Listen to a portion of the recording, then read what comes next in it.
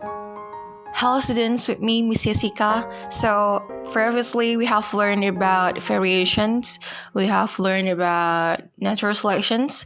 So today we're going to continue our lessons and it's about genetic traits, Hardy-Wendler principle, and many more.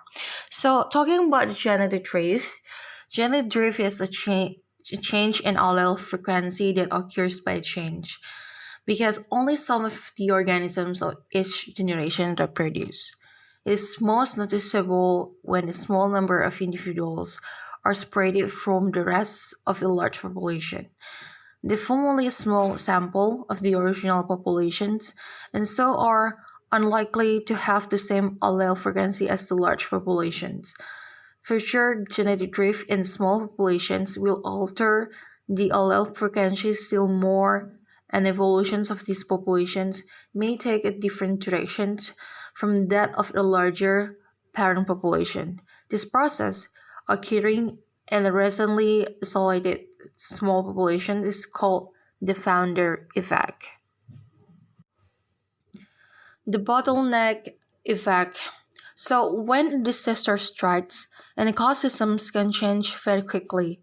When an event causes a drastic decrease in a population, it can cause a type of genetic drift called a bottleneck effect.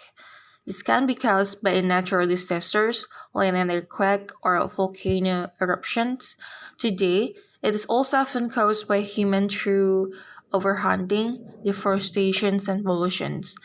When most members of a population die suddenly, genetic variations goes down, and the frequency at which different alleles are found in the population can change in a big way. Let's see how the bottleneck illustrations can be applied here. So you look at the pictures.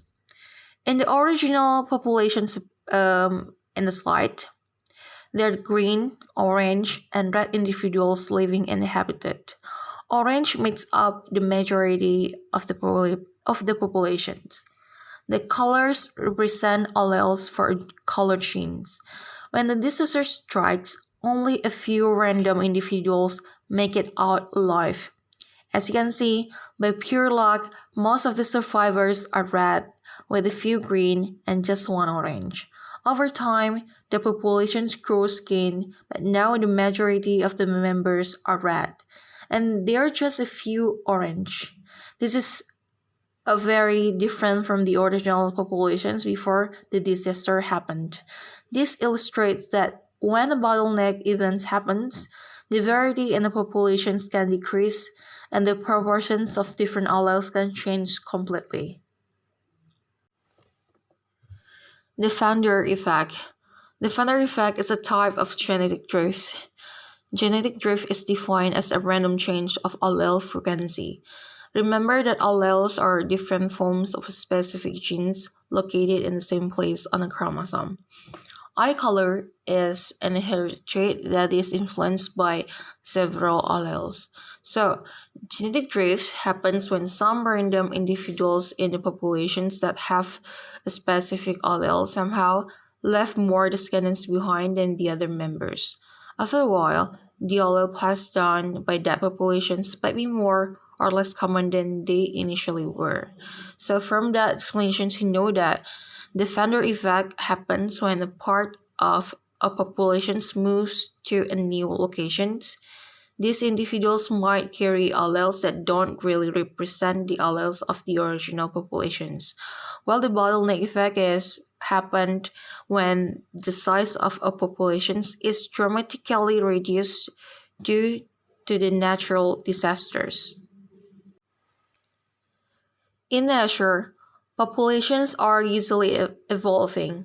The grass is an open meadow, and the wolves in Paris and even the bacteria in a person's body are all natural populations. And all of these populations are likely to be evolving for at least some of their genes. Evolution is happening right here, right now. To be clear, that doesn't mean these populations are marching towards some final state of perfections.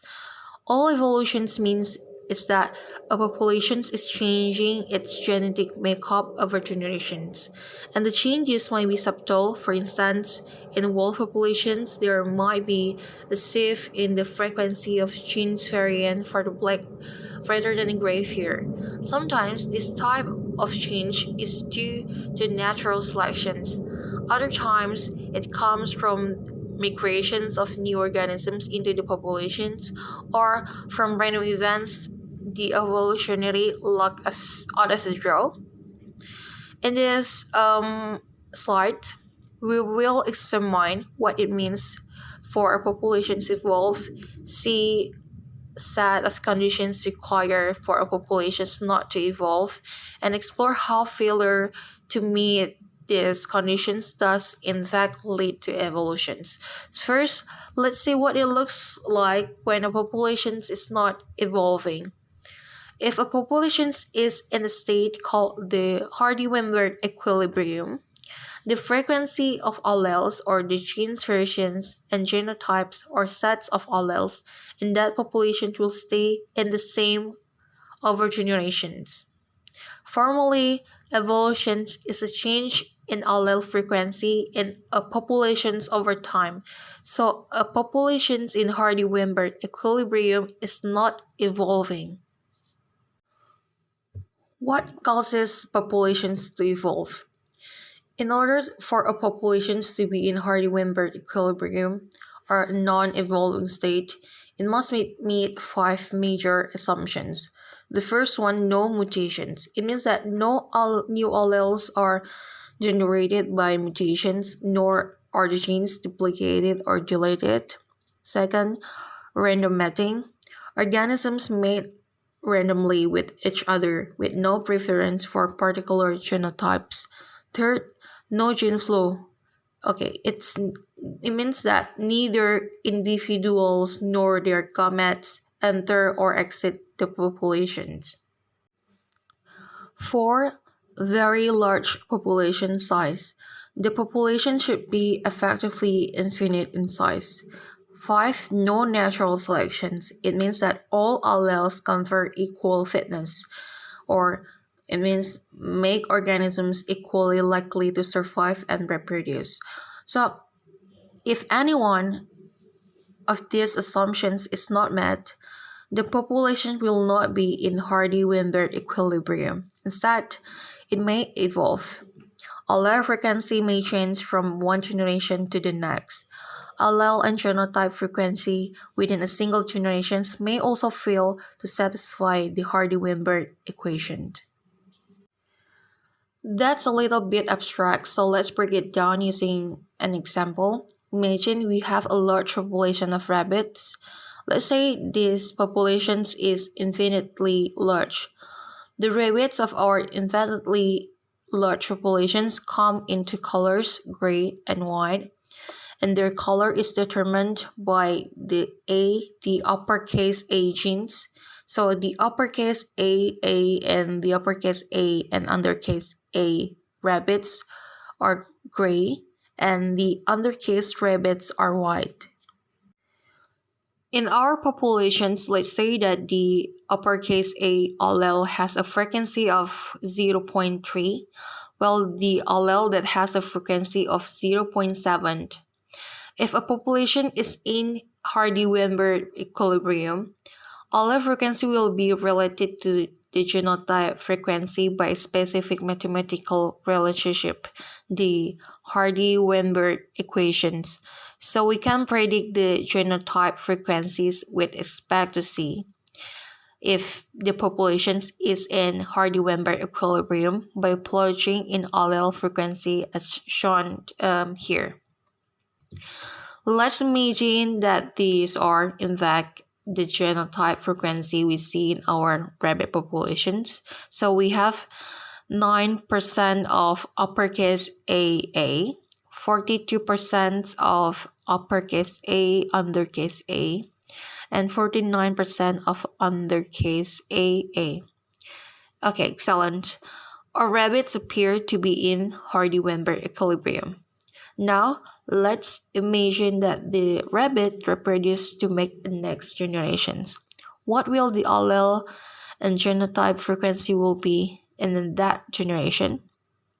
To predict this, we need to make a few assumptions. First, let's assume that none of the genotypes is any better than the others at surviving or getting mates. If this is the case, the frequency of uppercase A and undercase A alleles in the pool of gametes, I mean it's like the sperm and the eggs, that meet to make the next generation will be the same as the overall frequency of each allele in the present generations. Second, let's assume that the rabbits mate randomly. If this is the case, we can think of reproductions as the result of two random events: selections of a sperm from population genes pool and selection of an eggs from the same genes pool.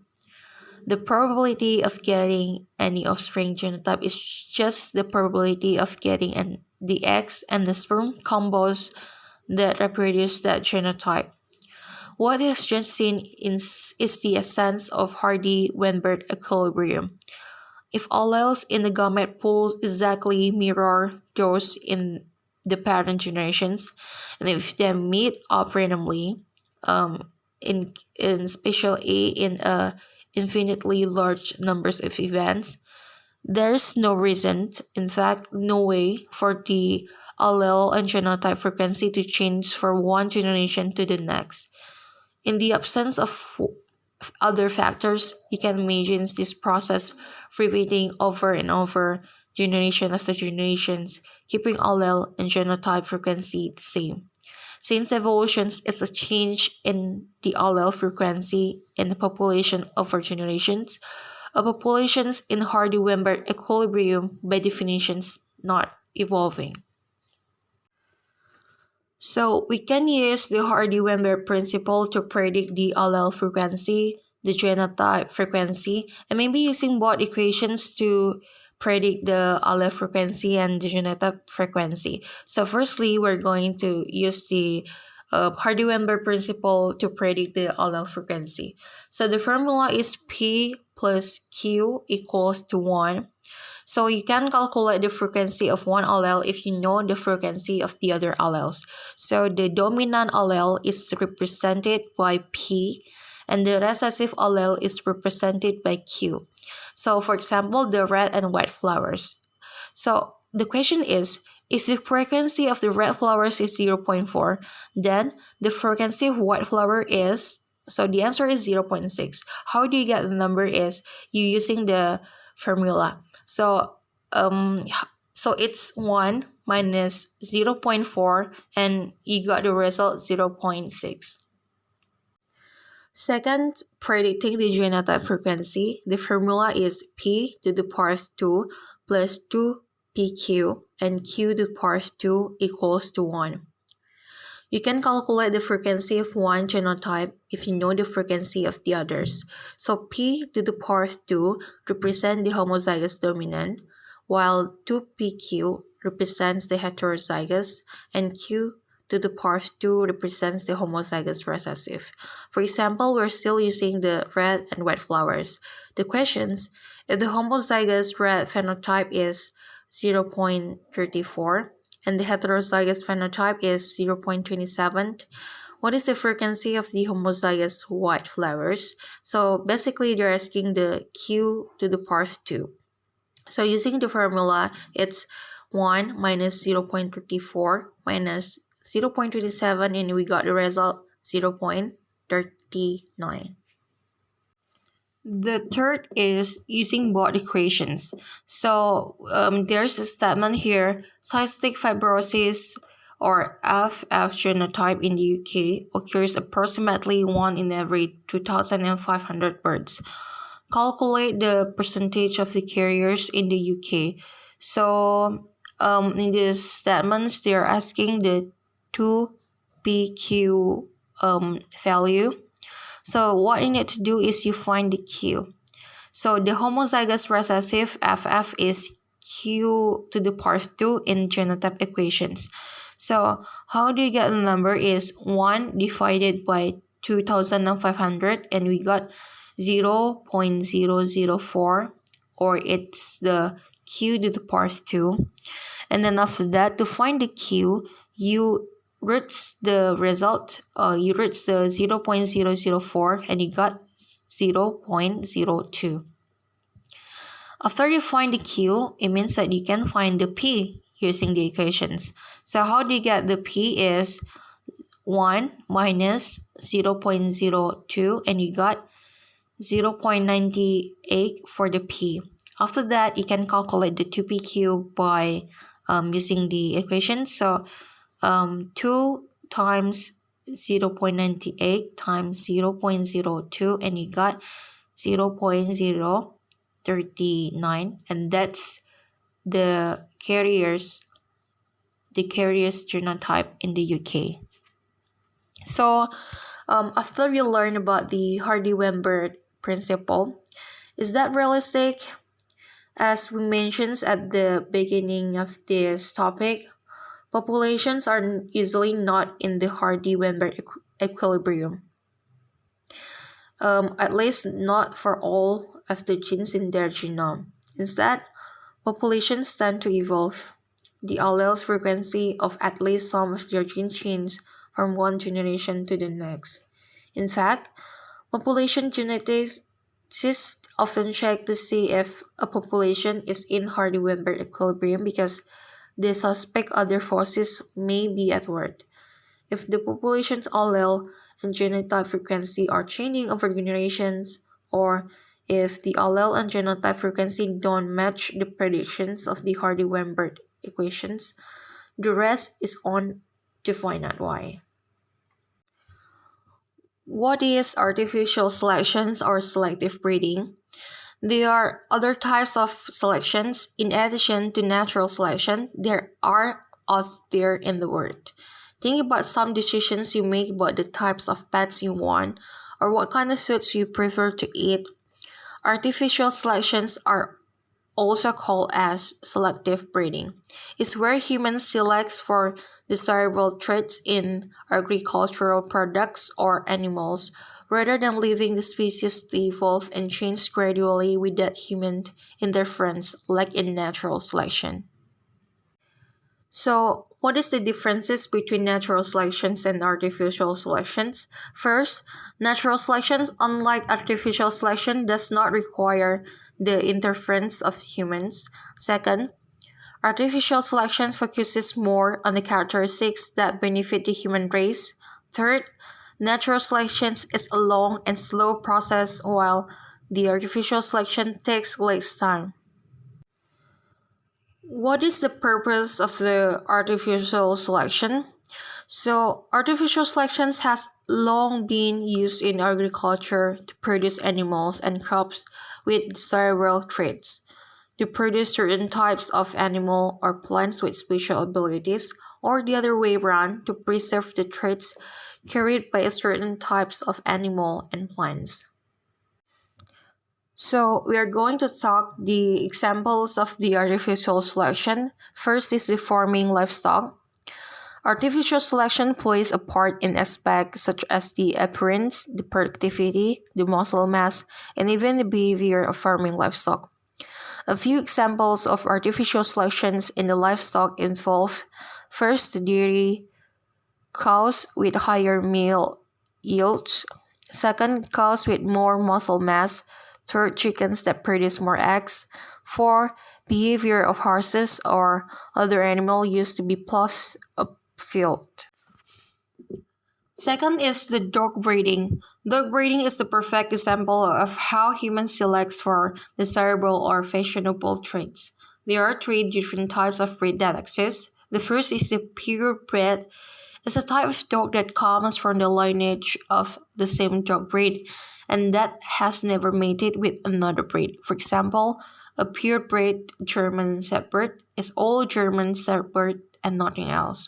Second, a crossbred dog is a dog that was the offsprings of two different types of purebreds. Let's say your purebred German Shepherd mated with a purebred Husky.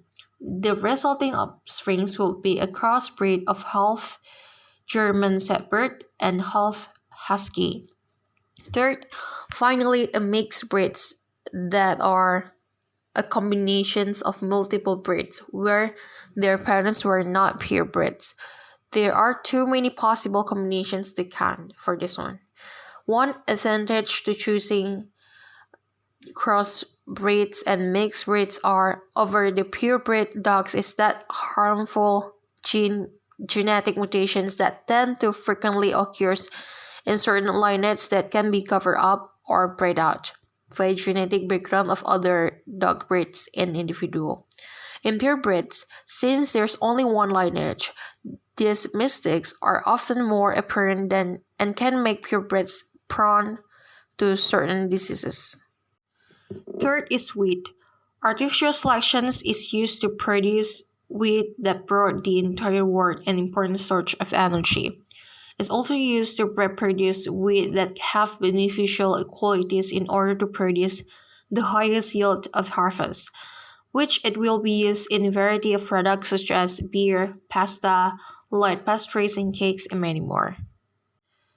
Next, you're going to learn about the species and speciations. So, what is species? Species is a group of organisms with similar morphological, physiological, biochemical, and behavior features which can be interbred to produce fertile offsprings and are reproductively isolated from other species. So, the morphological means the structures features, physiological means the way that the body works. The biochemical means the sequence of the bases in DNA molecules and the sequence of amino acids in proteins. What keeps the species distinct? The biological species concept defines organisms as being or not being of the same species based on whether they can be interbred to make the fertile offsprings. But why is that? Is it that different species can successfully interbreed? These questions may seem silly for very different species like a plant and animal, but for others like the horse and the donkey, it much less obvious. Broadly speaking, different species are unable to interbreed and produce healthy, fertile offsprings due to barriers called mechanisms of reproductive isolation. These barriers can be split into two categories based on when they act: prezygotic and postzygotic. Prezygotic isolations prevents members of different species from mating to produce a zygote, a single-cell embryo. First, individuals not recognizing one another as potential mates or not responding to mating behavior. Second, animals being physically unable to mate. Third, incompatibility of pollen and stigma in plants. Fourth is the inability of the male gametes to fuse with the female gametes. So there are a few examples of the prezygotic isolation that we're going to discuss on the next slide. So this is the example of the prezygotic isolation. So the first is the habitat isolations. So it means when the two species might prefer different habitats and thus be unlikely to encounter one another. Second is the temporal isolations. It means two species might reproduce at different times of the day of year and thus be unlikely to meet up when seeking mates. Third is behavioral isolations, when the two species might have different courtships, behaviors, or mate preferences and thus find each other unattractive. 4. The gametic isolations, when the two species might produce egg and sperm cells that can't combine in fertilization, even if they mate up through the mating. The last one is the mechanical isolations, when the two species might have bodies or reproductive structures that simply don't fit together. Postzygotic isolations keeps hybrid zygotes, one called embryos with parents of two different species, from developing into healthy and fertile adults. So first, failure of the cell division in zygotes. Second, non-viable offsprings or offsprings that soon die. Three is the viable but sterile offsprings. In some cases, the chromosomal mismatch is lethal to the embryos or results in an individual that can survive but is unhealthy. In other cases, a hybrid can survive to adulthood in good health but is infertile because it can't split its mismatched chromosomes evenly into eggs and sperm. For example, this type of mismatch explains why males are sterile, unable to reproduce.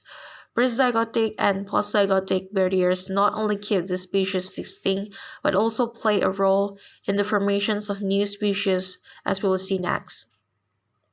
So, what is the speciation and how do the new species arise? New species arise through a process called speciation. In speciation, an ancestral species splits into two or more descendant species that are genetically different from one another and can no longer interbreed.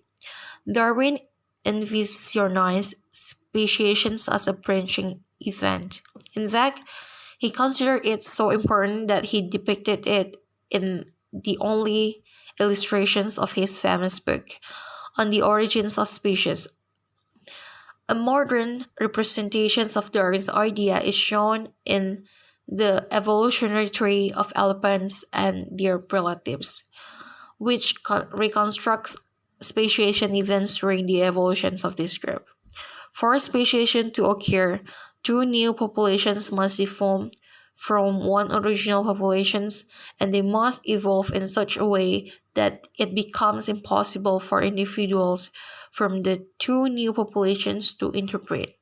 Biologists often divide the ways that the speciation can occur in two broad categories, which we will discuss in the next slide. In allopatric speciation, organisms of an ancestral species evolve into two or more descendant species after a period of physical separations caused by geographic barriers such as a mountain range, rockslide, or river. Sometimes barriers such as a lava flow split populations by changing the landscape. Other times, populations become separated after some members cross a pre-existing barriers. For example, members of a mainland populations may become isolated off an island if they float over on a piece of debris. Once the group are reproductively isolated, they may undergo genetic divergence. That is, they may gradually become more and more different in their genetic makeup and heritable features over many generations. Genetic divergence happens because of natural selections, which may favor different traits in each environment, and other evolutionary forces like genetic drift.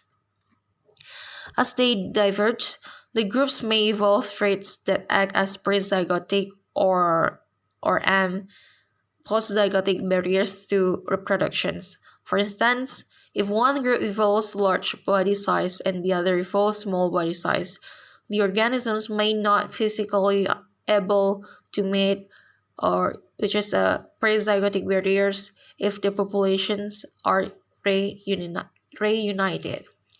If the reproductive barriers that have arisen are strong, effectively preventing gene flows, the groups will keep evolving along separate paths. That is, they won't exchange genes well one another even if the geographical barrier is removed. At this point, these groups can be considered separate species. So we are going to discuss the example of this allopatric speciations. It happens in the squirrels and the Grand Canyons.